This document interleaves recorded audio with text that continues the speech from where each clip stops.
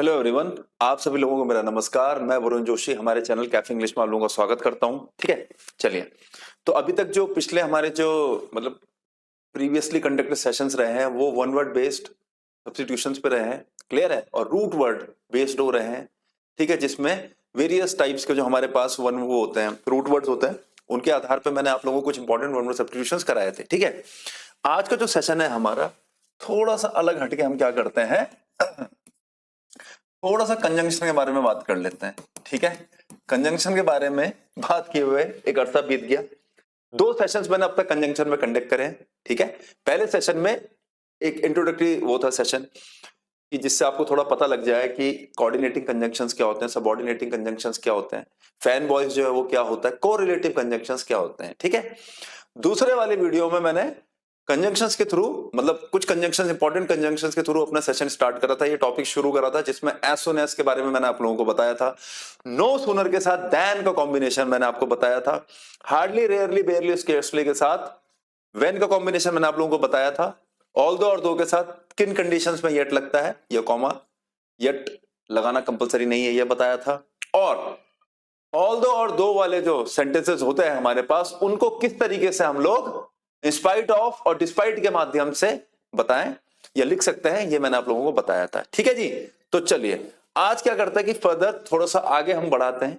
Clear है? देखो, आज का जो पहला टाइप है वो किस पे बेस्ड है, ऑन कंडीशन दैट, ठीक है, प्रोवाइडिंग या प्रोवाइडेड दैट, इस पे बात करेंगे।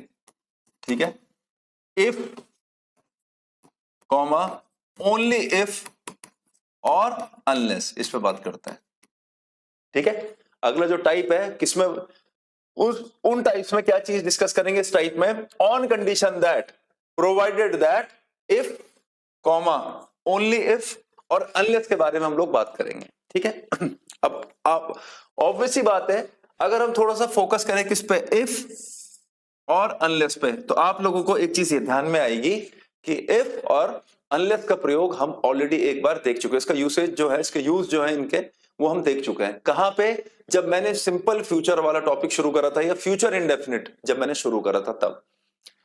क्लियर है? फ्यूचर इंडेफिनिट जब मैंने शुरू करा था तब हम लोगों ने क्या करा था, किसके बारे में बात करी थी, इफ और अनलेस के, कि कंडीशनल सेंटेंस कोई हो, है ना, 2 क्लॉजेस हैं और उनमें से एक क्लॉज दूसरे पे डिपेंडेंट है, या किसी प्रकार की कंडीशन शो करें, तो वहां पे हम लोग इफ की बात करते हैं। अगर सेंटेंस को नेगेटिव रखना है तो हम अनलेस का प्रयोग वहां पे करते हैं। ठीक है, इसके लिए आप रेफर कर सकते हो सिंपल फ्यूचर को, कोई दिक्कत नहीं है। क्लियर है? तो इससे एक चीज पता चल रही है कि अगर इफ और अनलेस दोनों के दोनों जो कंडीशन शो करते हैं, अगर आप उनको एक टाइप में मेंशन कर रहे हो, इसका मतलब जितने भी एग्जांपल्स हम लोग डिस्कस करने वाले हैं वो सिर्फ किस पे बेस्ड होंगे, कंडीशनल सेंटेंसेस पे। क्लियर है? दूसरी चीज देखो, यहां क्या लिखा हुआ है, ऑन कंडीशन दैट। ठीक है, क्या लिखा हुआ है, ऑन कंडीशन दैट, इस शर्त पर, इस तर्ज पर, है ना। तो मुझे ऐसा लगता है कि अब थोड़ा सा हमें अपना टॉपिक क्या कर लेना चाहिए, शुरू कर देना चाहिए। क्लियर है? चलो देखो, एग्जाम्पल के माध्यम से समझते हैं। आई will not return your money dash, you will not apologize। ठीक है, I will not return money dash, you will not apologize। I will not return your money dash, you will apologize। ठीक है, ये 2 एग्जांपल लिखे हैं मैंने। इन 2 example से पहले क्या करते हैं, अपना टॉपिक शुरू करते हैं, उससे थोड़ा सा आइडिया लग जाएगा। ठीक है, फिर ऑन कंडीशन दैट हो गया और आपका प्रोवाइडेड दैट हो गया, उसको कैसे यूज करना है ये मैं आपको थोड़ी देर में बताता हूं। चलो देखो, I will not return your money dash, you will not apologise, I will not return your money dash, you will apologise. अब दोनों के दोनों वाक्यों में हमारे पास क्या है, एक सुटेबल कंजंक्शन का हमें इस्तेमाल करना है। वो कंजंक्शन क्या होगा भी, ज्यादा दिमाग लगाने की जरूरत नहीं है ना, मतलब बहुत ही डाइवर्स एस्पेक्ट से नहीं सोचना। अभी हम जिस जिन कंजंक्शन से मैंने टॉपिक की शुरुआत करी कि ऑन कंडीशन दैट प्रोवाइडेड, क्या उन्हीं का इस्तेमाल करना है, किस तरीके से करना है मैं बताऊंगा। ठीक है, चलो सबसे पहले we will talk about if and unless. ठीक है, सबसे पहले हम किसके बारे में बात करेंगे, इफ और अनलेस के बारे में थोड़ा सा हम बात करते हैं। क्लियर है? अच्छा, अब एक चीज समझो, मैंने आपको क्या बताया था कि अनलेस जो होता है बेसिकली क्या होता है, नेगेटिव इफ होता है ना, कि जैसे अगर तुम मेहनत करोगे तो पास हो जाओगे, if you work hard you will pass, if you do not work hard you will not पास, ये नेगेटिव हो गया। तो मैंने आपको क्या बताया था कि नेगेटिव इफ जो होता है आप उसको उसकी जगह अनलेस का यूज कर सकते हो। जैसे मैं बोलूं if you do not work hard, ठीक है, देखो जैसे मैं बोलूं इफ यू डू नॉट या don't work hard you will not पास। ठीक है, ये लिखा मैंने। अब आपकी समझनी है, आपने देखा इफ के साथ डू नॉट लगाए, सिंपल प्रेजेंट का वाक्य। कंडीशनल वाला जो पार्ट होता है हम उसको फ्यूचर में नहीं बनाते कि इफ यू विल नॉट, नहीं, इफ यू डू नॉट, है ना, कंडीशन वाले पार्ट को हम प्रेजेंट इंडेफिनिट में रखते हैं। तो if you don't work hard you will not pass, understood है, कोई दिक्कत नहीं है। मैंने आपको बोला नेगेटिव इफ की जगह हम लोग क्या कर सकते हैं, negative if is equal to unless. ठीक है, नेगेटिव इफ की जगह अनलेस लिख सकते हैं। चलो बढ़िया से लिख के देखते हैं। यहाँ पे आपने कहा इफ हटा दो सर, मैंने कहा चलो हटा देते हैं। फिर आपने कहा नॉट हटा दो, इफ और नॉट हटा के अनलेस लिख देते हैं। नहीं, ये नॉट यहाँ पे किसके साथ एसोसिएटेड है, डू के साथ। तो हम क्या करेंगे, पूरा का पूरा इफ और पूरा का पूरा डोंट क्या करेंगे, रिमूव करेंगे, और उसकी जगह ले लेगा क्या, unless, unless you work hard. ठीक है, unless you work hard you will not pass. Low, unless you work hard you will not पास, ये चीज आप लोगों को समझनी है। क्लियर है? इस तरीके से हमने वाक्य लिख लिया। चलो अब क्या करते हैं, ठीक है, अपनी प्रीवियस स्लाइड उसकी ओर बढ़ते हैं। अब देखो, I will not return your money dash you will not apologise. मैंने कहा इफ और अनलेस की चॉइस है। On condition that provided that का इस्तेमाल मैं अभी थोड़ी देर में बताऊंगा, ज्यादा नहीं, 2-4-5 एग्जांपल हम डिस्कस करेंगे इस पे बेस्ड। ठीक है, देखो, I will not return money dash you will not apologise. अब तुमने कहा कि अनलेस जो है वो नेगेटिव फॉर्म है किसका, इफ का। तो क्या करें, यहां पे इफ लगाएं या अनलेस। अब देखो यहां पे ऑलरेडी क्या लिखा हुआ है मेरे पास, नॉट वर्ड है। यहां पे not has already been mentioned, है ना, यहां पे मैंने ऑलरेडी नॉट लगा रखा। अब जब मैंने नॉट लगा रखा इसका मतलब क्या होगा कि अनलेस जो नेगेटिव फॉर्म है मैं उसको तो यूज कर नहीं सकता यहां पे। क्लियर है? तो मैं यहां पे किसका प्रयोग करूंगा, इफ का। क्या आ जाएगा यहां, इफ। क्लियर है? तो I will not return your money if you will not apologise. अब आपने देखा I will not return your money तो क्या है, एक स्ट्रेट फॉरवर्ड वाक्य है। इस वाक्य को किसी दूसरे वाक्य की जरूरत नहीं है। तो ये किसी भी प्रकार से कंडीशन शो नहीं कर रहा, इंडिपेंडेंट क्लॉज है। तो कंडीशन शो नहीं कर रहा है, इसका मतलब क्या है कि इसको मैं फ्यूचर टेंस में रख सकता हूं। ठीक है, कोई दिक्कत नहीं है। अभी तो देखो, if you will not apologise, कब नहीं करूंगा पैसे वापस तुम्हारे, अगर तुम माफी नहीं मांगते हो तो। क्लियर है? क्या करते हो, अगर तुम माफी नहीं मांगते हो तो मैं तुम्हारे पैसे वापस नहीं करूंगा। इसका मतलब क्या हुआ, पैसे वापस ना करने की कंडीशन क्या है, तुम्हारा माफी ना मांगना। तो ये वाला पोर्शन क्या कर रहा है, कंडीशन शो कर रहा है। और जब ये कंडीशन शो कर रहा है तो मैंने क्या बोला, it should be in present indefinite. Present indefinite का मतलब क्या हुआ, विल हटाओ, डू लगाओ। क्लियर है? तो I will not return your money if you do not apologise, बन गया वाक्य। क्लियर है? देखो ऐसा नहीं कि मैं अनलेस नहीं लगा सकता यहां पे, अनलेस से भी ये वाक्य बन सकता है। ठीक है ना, बट क्या आता है यहां पे, क्योंकि फिल इन द ब्लैंक्स के माध्यम से मैंने सवाल दिया ये, इसलिए। क्लियर है? अब देखो इसको अनलेस से कैसे बनाएंगे, I will not return your money dash you will apologise. ठीक है, अब देखो I will not return your money, मैं तुम्हारे पैसे वापस नहीं करूंगा, इसने साफ साफ कह दिया। फिर तुमने आगे पढ़ा यू विल अपोलोजाइज। अब अगर मैं यहां पे इफ लगा दूं, अगर मैं यहां पे क्या कर दूं, इफ लगा दूं, तो क्या होगा, इफ यू विल अपोलोजाइज। तुम कहोगे चलो विल तो बाद में देखेंगे, पर सेंटेंस क्या कह रहा है, अगर तुम माफी मांगोगे तो मैं तुम्हारे पैसे नहीं दूंगा। तुम कह रहे ये तो कोई रेलेवेंट वो लगा ही नहीं, दोनों वाक्यों के बीच में कुछ रेलेवेंट रिलेशन तो स्टैब्लिश ही नहीं हो पाया। भाई कोई बंदा अगर माफी मांग रहा है, तुम अगर माफी मांगोगे तो मैं तुम्हारे पैसे वापस नहीं करूंगा, तुम माफी नहीं मांगोगे तो पैसे वापस नहीं करूंगा। तो ये क्लॉज भी नेगेटिव रहना चाहिए। अब नेगेटिव के लिए नॉट तो है नहीं, या तो तुम यहाँ पे लगाओ इफ और पूरे एडजस्ट करो, पर मैंने कहा फिल इन द ब्लैंक्स की फॉर्म में कर सकते हो ऐसा, पर फिल इन द ब्लैंक्स की फॉर्म में तो सुटेबिलिटी के हिसाब से मैं क्या करूंगा, मैंने यहाँ लगाया इफ। क्लियर है? सॉरी, इफ लगाया, पर इफ से वाक्य क्या हो रहा है, गलत हो रहा है। क्लियर है? तो अब क्या करना पड़ेगा हमको, हमें क्या करना पड़ेगा, एक एप्रोप्रिएट ऑप्शन यहाँ पे यूज करना पड़ेगा। तो वो क्या हो जाएगा, अनलेस। क्लियर है? वो क्या हो जाएगा यहाँ पे, अनलेस। ठीक है? तो I will not return your money unless, if नहीं आएगा, क्योंकि सेंटेंस को रखना है नेगेटिव, और नेगेटिव रखना है तो हमें अनलेस लगाना पड़ेगा। यहां पे ऑलरेडी नॉट था इसलिए इफ लगाया, और एक और करेक्शन करना है, वो क्या है कि यहां पे ये विल जो है ये भी नहीं आएगा। तो I will not return your money if you apologise, unless क्या बोल रहा हूं मैं, अनलेस यू अपोलोजाइज, जब तक तुम माफी नहीं मांगोगे तब तक मैं तुम्हारे पैसे वापस नहीं करूंगा। क्लियर है जी? इसी के साथ एक काम करते हैं और एक अगला एग्जांपल देखते हैं, उससे समझ में आ जाएगा।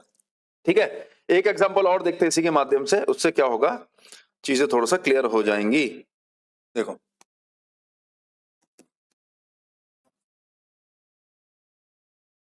Children are not allowed in the swimming pool dash they are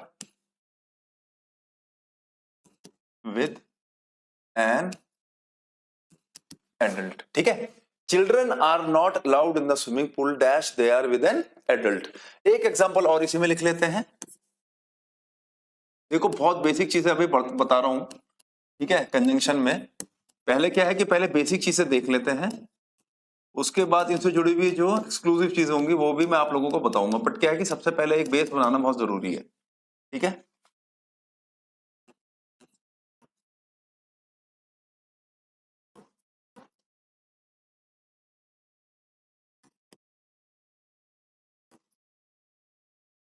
अब आपने चीज देखी होगी, जैसे स्विमिंग पूल हो या कोई वैसी रिस्की जगह हो, तो वहां पे एक एडवाइजरी, ठीक है ना, एक एडवाइजरी स्टेटमेंट जरूर रिलीज किया होता है या पेस्ट किया होता है ना। जैसे स्विमिंग पूल पे गए तो लिख दिया कि चिल्ड्रन बियॉन्ड, मतलब कहते हैं ना कि चिल्ड्रन बिलो 5 years और 3 years are not allowed beyond this point, इस तरीके से होता है वहां पे। अब देखो, इसने लिखा children are not allowed in the swimming pool dash they are with an adult. Children are not allowed in the swimming pool dash they are not with an adult. Condition same है। Common condition क्या है कि वैसे तो condition दोनों ही common है, पर क्या है कहने का तरीका, मतलब क्या है कि कंजंक्शन का इस्तेमाल जो यूज हम करेंगे वो डिपेंड करेगा कि हमारा जो मेन क्लॉज है, कंडीशन वाला क्लॉज है, वो किस तरीके से है। पॉजिटिव है, ऑलरेडी पॉजिटिव है, ठीक है, तो उसको किस तरीके से नेगेटिव करना है, और अगर ऑलरेडी नेगेटिव है तो किस तरीके से, मतलब किस कंजंक्शन का प्रयोग करना है उसमें, वो हमें देखना है। ठीक है? देखो, children are not allowed in the swimming pool dash they are with an adult. ये कहना चाह रहे हैं कि तब तक अलाउ नहीं करेंगे जब तक वो किसी बड़े या बुजुर्ग के साथ ना हो, किसी एडल्ट के साथ ना हो, तब तक हम अलाउ नहीं करेंगे। अब देखो, children are not allowed in the swimming pool dash they are with an adult. अब मैं यहाँ पे इफ लगा दूं तो वाक्य हो जाएगा if they are with an adult. तुम कहोगे ऐसे कैसे हो गया कि अगर कोई बच्चा किसी बड़े व्यक्ति के साथ है तो हम उसे अलाउ नहीं करेंगे, ये तो बच्चे के लिए रिस्की हो जाएगा। फिर तुमने कहा ना ना ना, सेंटेंस का सेंस तो यहाँ पे गलत जा रहा है। क्लियर है? तो आप सोचोगे फिर दूसरे एंगल से, फिर आप क्या बोलोगे कि यहाँ क्या आना चाहिए, अनलेस। अब आप कहोगे कि हाँ, मेरा सेंटेंस प्रॉपर हो गया, मीनिंगफुल हो गया। क्लियर है? तो children are not allowed in the swimming pool unless they are with an adult. क्योंकि सेंटेंस को नेगेटिव रखना था, हमारे पास यहाँ पे ऑप्शन नहीं है नॉट का, तो मैंने अनलेस लगा दिया। क्लियर है? अब देखो अगला, देखो, children are not allowed in the swimming pool dash they are not with an adult. Children को हम तब तक अलाउ नहीं करेंगे to get into the swimming pool जब तक वो किसी एडल्ट के साथ ना हो। ऑलरेडी यहाँ पे नेगेटिव है, अब अपने का ऑलरेडी सर नॉट लगा है, तो अनलेस आने का तो कोई चांस यहाँ बना ही नहीं अब। ठीक है? तो हम यहाँ क्या लगा देंगे, इफ। और सेंटेंस को एक फ्लो में पढ़ेंगे, children are not allowed in the swimming pool if they are not with an adult. Clear है? ये चीज आप लोगों को ध्यान में रखनी है। ठीक है? आई होप ये चीज आप लोगों को समझ में आई होगी। क्लियर है? तो इस तरीके से अब देखो, ये मत करना कि ये बहुत आसान चीज है, फिल इन द ब्लैंक्स के माध्यम से ये चीज आप लोगों से पूछी जा सकती है। अगर स्पॉटिंग एरर में आया तो बहुत आसान है, क्योंकि स्पॉटिंग एरर में you just have to mark the correct answer. अब आपने देख लिया अनलेस के साथ नॉट लगा, आप कर दो, कर लो, ये पार्ट गलत है। वो ये तो कहता नहीं है कि यार आपने अगर गलती पकड़ी है तो उसको सही भी करो, उसको करेक्ट करो, उसको रेक्टिफाई करो, ये तो वो कहता ही नहीं है। क्वेश्चन तो यही आएगा ना स्पॉटिंग द एरर में कि just have to mark the correct option जिसमें गलती हो। क्लियर है? आपने देखा, अच्छा फिर आप क्या और क्या गलती देखोगे, अनलेस के साथ विल लगा रखा है, गलत हो गया। क्लियर है? तो ये चीज समझनी है आपको, अनलेस पे बेस गलतियां यही होती हैं। ठीक है, अनलेस पे क्या देखने को मिलेगा, कहीं अनलेस की जगह अनटिल तो नहीं आएगा नेगेटिव, ठीक है ना, वो भी अनटिल क्या है, ठीक है, अनटिल क्या है, टाइम रिलेटेड रीजन के लिए, कॉज और रीजन के लिए, अनलेस क्या है, नॉर्मल कॉज और रीजन के लिए। इस पे भी करेंगे एक्सरसाइज। क्लियर है कि अनटिल और अनलेस में से दोनों में से कौन आएगा, बिकॉज, सिंस, एज, फॉर, इनमें से क्या आएगा। अभी जब मैं कह रहा था ना ये एडवांस चीज है, so as, such that, such as, ये कब लगेगा, सो दैट कब लगेगा। पर अभी क्या है कि पहले क्या है, ठीक है ना, एकदम से आप ऐसे नहीं है कि मेरे को इंप्रेस करना तो सारी टफ चीजें नहीं, धीरे ग्रेजुअल प्रोसेस के थ्रू पहले हम क्या करते हैं, आसान चीजें देख लेते हैं। 70% things are always going to be easy, ठीक है, रेस्ट 30% जो है थोड़ी सी मेहनत अगर करेंगे तो वो भी आसान हो जाएगा। क्लियर है? वो सारी चीजें मैं आपको बताऊंगा अभी, बट एटलीस्ट एक बेस तो बने, पता तो चले इफ और अनलेस का क्या यूज है, एज सुन एज कहां लगता है, नो सूनर के साथ देन का कॉम्बिनेशन क्या सेंस इंप्लाई करता है, हार्डली, स्केर्सली, रेयरली, बेयरली के साथ व्हेन का कॉम्बिनेशन क्या है, ऑल्दो और दो के साथ जो येट लगता है या येट की जगह कॉमा लगता है उसके क्या मायने हैं, क्या सिग्निफिकेंस है, ऑल्दो और दो की जगह इंस्पाइट ऑफ और डिस्पाइट कैसे वही सेंस इंप्लाई करते हैं जो ऑल्दो और दो करते हैं। क्लियर है? ये सारी चीजें बताई हैं। ठीक है, इसी बात पे 2 एग्जांपल और हो जाए फिर आगे बढ़ते हैं। ठीक है, फिर तुम्हें ऑन कंडीशन और प्रोवाइडेड दैट का मैं इस्तेमाल बताता हूं। ठीक है, देखो the people will not elect him again dash he will not make good policies। ठीक है, नेक्स्ट है the people will not elect him again dash he will make good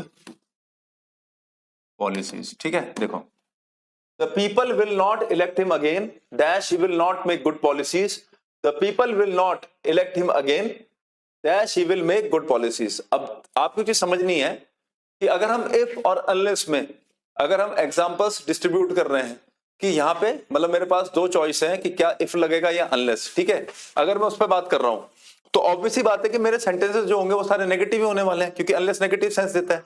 इसका मतलब ये नहीं हो कि इफ का हम इस्तेमाल पॉजिटिव सेंटेंसेस में नहीं कर सकते, बिल्कुल कर सकते हो। यहां पे सारे सेंटेंसेस में नेगेटिव क्यों लिख रहा हूं, वो इसलिए क्योंकि हम क्या है, हमारे पास 2 ही ऑप्शन है कि अनलेस लगाना है या इफ। और अगर मैं ये कॉन्सेप्ट आपको समझाना चाह रहा हूं कि अनलेस लगाऊं या इफ, तो ऑब्वियसली बात है कि दोनों के सेंटेंस कैसे एक मतलब दोनों के दोनों सेंटेंस कैसे होने चाहिए, नेगेटिव होने चाहिए। क्लियर हो गई ये चीज? पर इफ का यूज आप पॉजिटिव सेंटेंसेस के लिए भी कर सकते हो। If you work hard you will definitely achieve your goal, that's it. Clear है कि अगर आप वाकई में मेहनत करोगे तो आप इजीली जो आपका गोल है वो अचीव कर लोगे। ठीक है, देखो the people will not elect him again dash he will not make good policies, the people will not elect him again dash he will make good policies. ठीक है, अब देखो तो इसमें चीजें बहुत सिंपल है। देखो the people will not elect him again, ठीक है, नहीं करेंगे कोई दिक्कत नहीं, dash he will not make good policies. अब बात आती है कि इफ लगाएं या अनलेस। ऑलरेडी सेंटेंस क्या है, यहाँ पे नेगेटिव रखा है। अब जब ऑलरेडी सेंटेंस यहाँ पे नेगेटिव है, क्लियर है, तो इसका मतलब क्या हुआ कि यहाँ पे ऑलरेडी मतलब जब ऑलरेडी सेंटेंस नेगेटिव है तो मैं अनलेस का इस्तेमाल तो करूंगा नहीं यहाँ पे। तो यहाँ पे जो मेरा आंसर आएगा कंजंक्शन के तौर पे वो क्या होगा, इफ।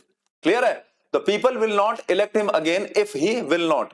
दूसरी बात, जो डिपेंडेंट क्लॉज होता है, जो डिपेंडेंट क्लॉज हो या जो कंडीशनल क्लॉज हो, उसका जो टेंस है वो प्रेजेंट इंडेफिनिट रहता है, जिसको आप लोग ये बोलते हो कि 2 विल एक सेंटेंस में एक साथ नहीं आ सकते। यही कहते हैं ना कि 2 विल एक साथ नहीं आ सकते एक सेंटेंस में।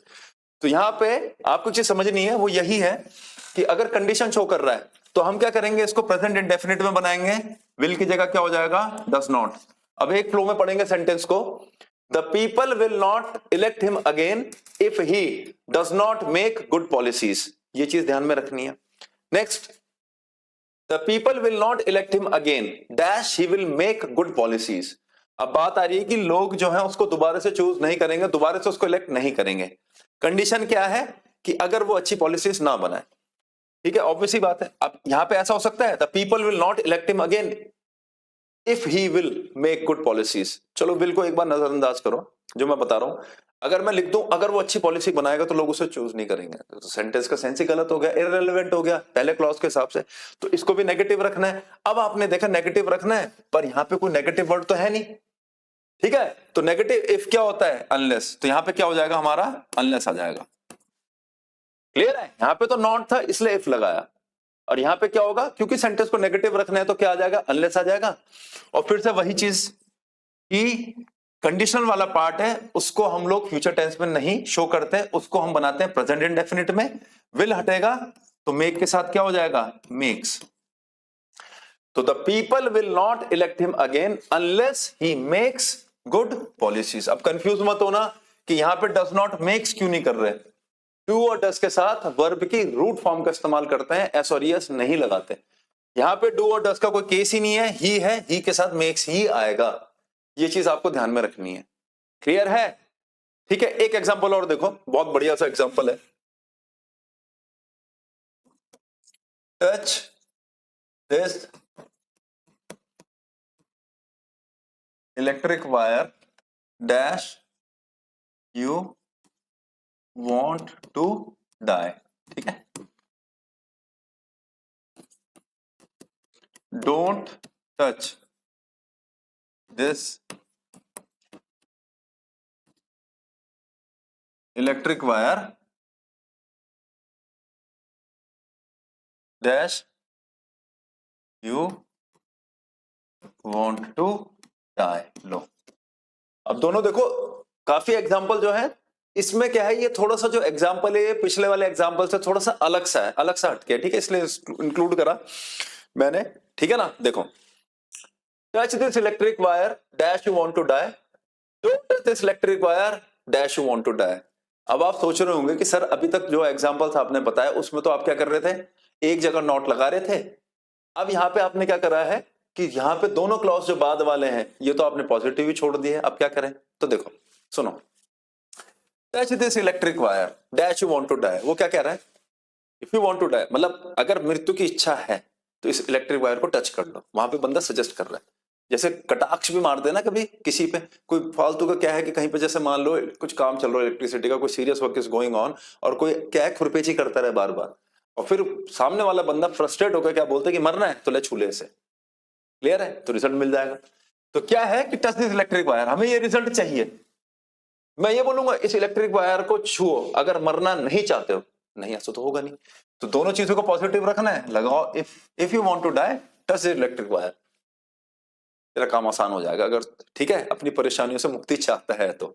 अब देखो यहाँ don't touch this electric wire dash you want to die, अब वो कह रहा है कि डोंट टच, इसको टच मत करना, अगर मरना नहीं चाहते हो तो ऐसा मत करना, तो नेगेटिव हो गया यहाँ पे, पहले वाले क्लॉज से पता लग गया डोंट है, और ऐसा नहीं करना है इसका मतलब फिर अब क्या होगा, अनलेस आ जाएगा।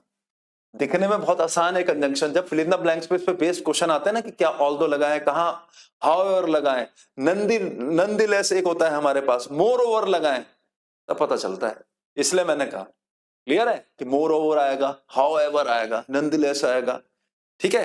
तो ये थोड़ा सा इनको फिर क्या है कि सेंटेंस को समझने में थोड़ा सा क्या है कि आपका एक मतलब एक कहता है ना कि लॉजिकल वो होना चाहिए थॉट, क्लियर है। देखो, तो टच दिस इलेक्ट्रिक वायर अगर ऐसा चाहते हो, if don't touch this electric wire मत करो ऐसा, unless you want to die अगर मरना नहीं चाहते हो तो, क्लियर हो गया।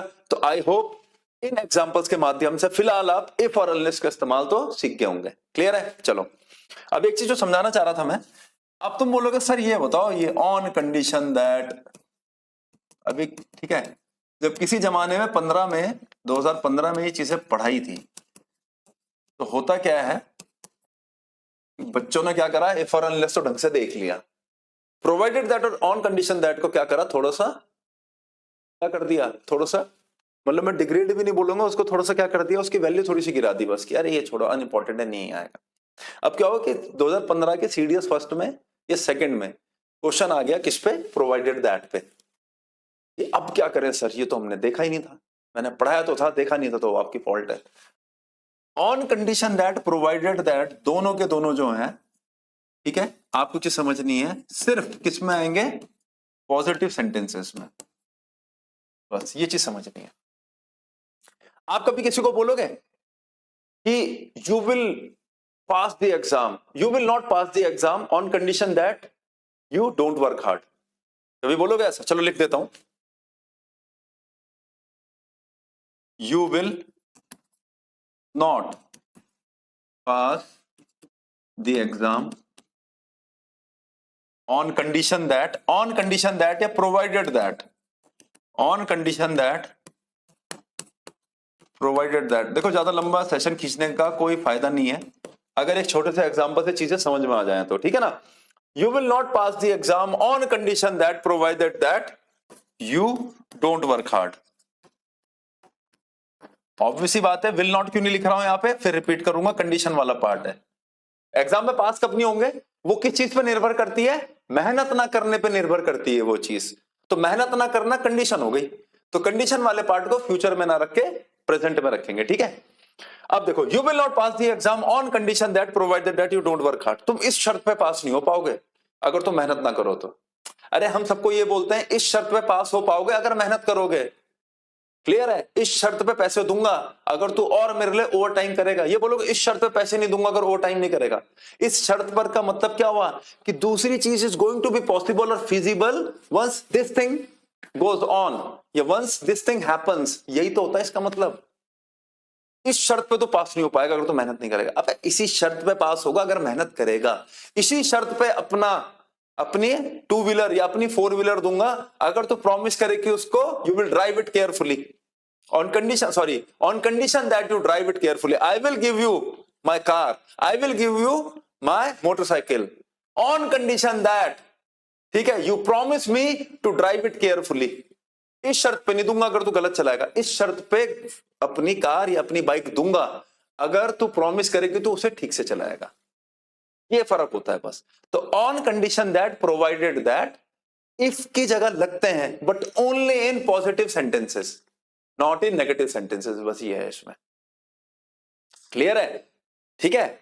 इफ जो है, इफ पॉजिटिव सेंटेंस में जिस तरीके से इफ का प्रयोग करते हैं वहां पे हम लोग ऑन कंडीशन दैट और प्रोवाइडेड दैट का इस्तेमाल कर सकते हैं, ठीक है। बस सेंटेंस की शुरुआत नहीं करनी, बस इनको कहां रखा जाएगा, बीच में सेंटेंस के। जैसे इफ को तो हम स्टार्टिंग में लिख लेते हैं ना, क्लियर है, बट यहां पे क्या करना है, ऑन कंडीशन दैट और प्रोवाइडेड दैट को क्या करना है, you have to place both this words in the middle of the sentence, middle of the clauses, ठीक है। चलो ये चीज समझनी है। अब देखो, तो यू विल नॉट पास, ये सब गलत है, ये सब गलत है। तो you will not pass the exam on condition that provided that you don't work hard, नहीं, ठीक है। क्या होगा, करेक्ट वर्जन जो होगा, you will pass on condition that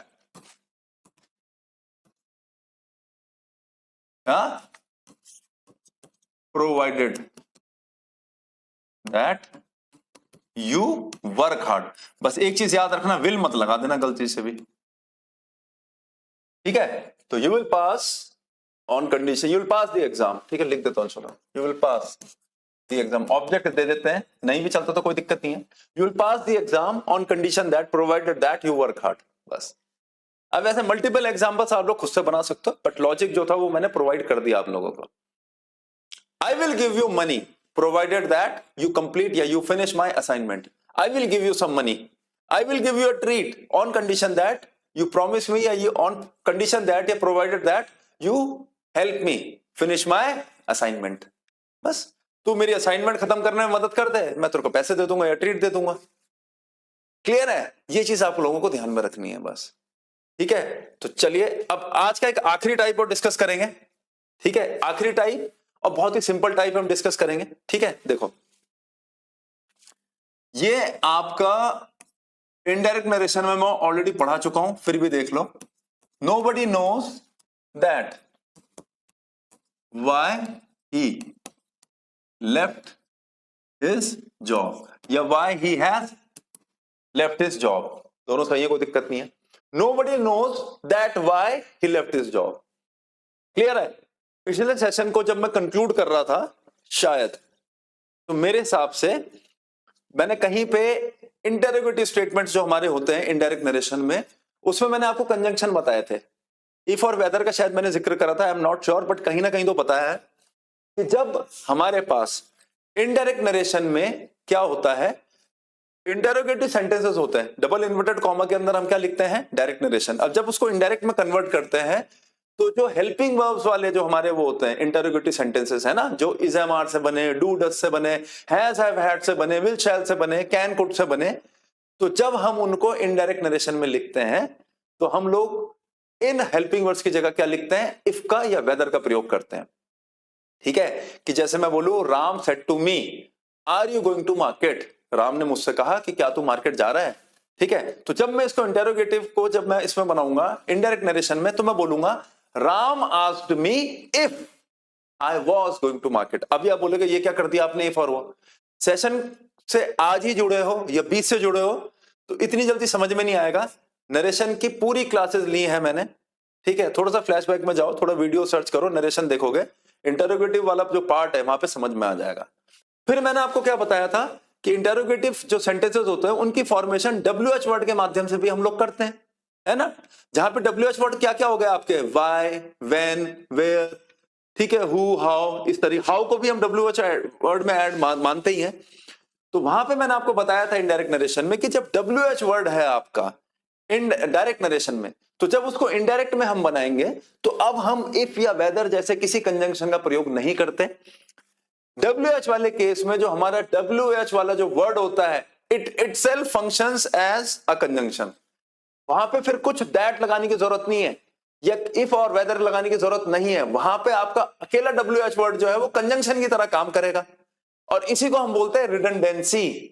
redundancy का एक एग्जांपल मैंने और कहां बताया था, एज सून एज के साथ देन का प्रयोग नहीं करते, as soon as I came out then it started raining. ये सेपरेशन क्यों दिखा रहे हो, मैं तो इमीडिएट एक्शन की बात कर रहा हूं एज सून एज से, कि जैसे ही घर से निकला वैसे ही बारिश शुरू हो गई, क्यों लगा रहे हो then, it should be as soon as I came out it started raining. ये होती है रिडंडेंसी। एक एग्जांपल और देखो रिडंडेंसी का, if you work hard then you will pass the exam. फिर सेपरेशन क्यों दिखा रहे हो भाई, सीधी सी बात है, if you work hard you will pass, ये देन लगाने की जरूरत क्या है, इसे बोलते हैं रिडंडेंसी हम। तो वही रिडंडेंसी यहां पे भी है कि WH वर्ड अपने आप में कंजंक्शन के तौर पे फंक्शन करेगा अगर उससे पहले एक क्लॉज और है, एक वाक्य और है। जैसे इस एग्जांपल में देखो, नोबडी नोज, ये है मेरा वाक्य, even though my subject here is indefinite, is या is an indefinite pronoun. Indefinite क्यों है, नोबडी। अब ये नोबडी कौन है, मैं हूं, तुम हो, हम लोग मिलके हैं या कोई थर्ड पर्सन है, हमें नहीं पता, बट नोबडी नोज, कोई नहीं जानता वो कहां रहता है। ये प्रोनाउन डेफिनेट कब हो जाता, ही नोज, शी नोज या she does not know, he does not know, they don't know, we do not know, you do not know. अब ये डेफिनेट हो गया प्रोनाउन। पर ये नोबडी क्या है, नोबडी हो गया, समबडी हो गया, एनीबडी हो गया, ये इनडेफिनेट प्रोनाउन होते हैं। ठीक है, तो देखो यहाँ नोबडी नोज, तो ये मेरा वाक्य है, यहाँ पे नोबडी मेरा इनडेफिनेट प्रोनाउन मेरा सब्जेक्ट है और नोज मेरा वर्ब है, तो क्लॉज हो गया। क्लॉज की बेसिक रिक्वायरमेंट क्या होती है, एक सब्जेक्ट और एक वर्ब चाहिए होता है। अब आगे देखो, that why he left his job, clear है, तो यहां पे ही लेफ्ट हिज जॉब एक वाक्य, नोबडी नोज एक वाक्य, व्हाई क्यों छोड़ी। ठीक है, तो यहां पे हम ये दैट कंजंक्शन के तौर पे यूज नहीं करेंगे, क्यों, यहां पे WH वर्ड जो है ये करेगा कनेक्टर की तरह काम, बस ये बताना था, और ये रिडंडेंसी के तहत आता है। क्लियर है, ये चीज आपको ध्यान में रखनी है। ठीक है, एक एग्जांपल और देखो, I don't know that where is living these days, कहां रह रहा है वो आजकल। क्लियर है, अब तुम देखो, आई डोंट नो, पहला वाक्य, मुझे नहीं पता, where is living these days, मुझे नहीं पता वो आजकल कहां रह रहा है। कहां के लिए क्या वर्ड होता है हमारे पास, प्लेस के लिए वेयर होता है, क्योंकि जब हमें रीजन साइट करने की बात आए तो हम वाई पूछते हैं, जब हम ये पूछते हैं चीज कैसे हुई है ना, तो हम हाउ का इस्तेमाल करते हैं। जगह से रिलेटेड अगर आंसर चाहिए तो वेयर का इस्तेमाल करेंगे हम लोग। ठीक है, WH ही आ रही। तो I don't know that where he is living these days, तो I don't know where he is living these days. यहां पे क्या होगा, WH वर्ड ही मेरा क्या करेगा, कंजंक्शन के तौर पे फंक्शन करने वाला है, उसके साथ में अलग से दैट का इस्तेमाल नहीं करूंगा। क्लियर है? एक एग्जांपल और देख लेते हैं। The people want to know that how he has earned so much money। ठीक है, देखो भाई क्या है कि एग्जाम्पल थोड़ा सा याद नहीं रहते हैं, क्लियर है, इसलिए क्या है कि थोड़ा सा रेफरेंस लेना पड़ता है बस। क्लियर है? चलो, the people want to know that how he has earned so much money. Clear है? देखो, the people want to know, लोग जानना चाहते हैं, पहला क्लॉज। ठीक है, how he has earned some money, ये दैट हाउ हटाओ, he has earned so much money, ये भी क्या है, क्लॉज नंबर 2 है। दोनों सेंटेंसेस को कनेक्ट करना है कि इसने ये जो पैसा कमाया किस तरीके से कमाया, लोगों को नहीं पता, तो तरीके के लिए हम लोग क्या करते हैं, हाउ वर्ड का यूज करते हैं। क्लियर है? ये चीज आपको समझनी है। ठीक है, ठीक है ना। How did you come today, तुम आज स्कूल आया, घर आए, कैसे आए, रैपिडो से आए, खुद की मतलब खुद की गाड़ी से आए, किस तरीके से आया, तो हाउ। ठीक है, तो the people want to know that how he has earned so much money. तो मैं एक सिंपल सी चीज कह रहा हूं, हाउ वर्ड यहां पे लगा है, दैट का इस्तेमाल नहीं करेंगे। WH वर्ड यहां पे क्या करेगा, हमारा कंजंक्शन के तौर पे काम करेगा। एक फ्लो में सेंटेंस को पढ़ेंगे, the people want to know how he has earned so much money. Clear है? ये चीज आप लोगों को ध्यान में रखनी है, the people want to know how he has earned so much money. Clear हो गया? रिडंडेंसी वाला पार्ट था। अब एक चीज और बताना चाहूंगा, ठीक है, कंफ्यूज मत होना कि सर आपने ये चीज तो बोल दी पर हमने एक चीज सुनी है, दैट्स व्हाई। यहां पे तो WH वर्ड से पहले दैट आ गया, ये कैसे हो गया? अभी तो आप कह रहे थे कि WH वर्ड, किसी भी WH वर्ड से पहले दैट नहीं आता, अब दैट्स व्हाई तो हमने सुन रखा है ना। तो ये हाउ इज इट पॉसिबल अगर आप कह रहे हो, तो आपको चीज समझनी है कि यहां पे कंजंक्शन की बात ही नहीं हो रही, इसका जो ये तो एब्रिविएटेड फॉर्म है, एब्रिविएटेड का मतलब होता है शॉर्ट फॉर्म, एक्सपेंडेड फॉर्म क्या होगा, दैट इज व्हाई। और दैट इज व्हाई क्या है, कंजंक्शन के तौर पे काम नहीं करता, क्या करता है, जब हमें कोई रीजन स्टेट करना हो, कोई रीजन बताना हो, कोई रीजन साइट करना हो, CIT, कोई रीजन साइट करना हो, कोई रीजन स्टेट करना हो, बताना हो, तब मैं क्या करता हूं, that's why. My Activa got punctured, that's why I got late for the meeting. ठीक है, मेरी एक्टिवा जो थी सुबह पंक्चर हो गई, इसी वजह से, इसी कारण या कारणवश मैं मीटिंग के लिए लेट हो गया, that is why I was not able to attend the meeting today. I got up late, that is why I was not able to reach on time। आज मैं सुबह लेट उठा, that is why। ठीक है, तो that is why अलग है, ठीक है ना। that is why का मतलब क्या है, इस फ्रेज का हम इस्तेमाल करते हैं किसी रीजन को मेंशन करने के लिए। इसको कंजंक्शन से एट्रीब्यूट मत करना, कंजंक्शन से जोड़ मत देना। क्लियर है? तो आई होप ये चीज आप लोगों की समझ में आई होगी। ठीक है, तो इसी के साथ आज का जो लेक्चर है उसको समाप्त करते हैं। अभी 4-5 और सिग्निफिकेंट टाइप है कंजंक्शन पे बेस्ड जो मैं आप लोगों को बताऊंगा, उसके बाद we will move towards advance concepts, जैसे मैंने आपको बताया, such as, so that, so as के क्या मायने हैं, हाउ एवर हो गया, ठीक है, मोर ओवर हो गया, नंदीलेस हो गया, इनका कैसे हम इस्तेमाल करते हैं। क्लियर? नंदीलेस का क्या मतलब होता है, मोर ओवर का, ये है क्या एडवांस हो। अभी तो बहुत सिंपल चल रहा है कि हाँ ये सब पढ़ लिया, लाइक और एज पढ़ लिया, वेदर और इफ पढ़ लिया, ये नॉर्मल चीजें हैं। क्लियर है? बिकॉज, एज, सिंस और फॉर, क्लियर है, इनके क्या मायने हैं, इनका कैसे यूज करते हैं, एडवांस कंसेप्ट में हम देखेंगे। तो चलिए तब तक के लिए हमारे चैनल से जुड़े रहिए, ठीक है ना। ऐसी और जैसे कि मैं आपको पता ही कि कोई भी सेशन अगर समाप्त होता है उस पर बेस्ड इंपॉर्टेंट क्वेश्चंस मैं जरूर डिस्कस करवाता हूं या करता हूं। क्लियर है? तो चलिए फिर जल्दी मिलेंगे नए सेशन में। बहुत बहुत धन्यवाद।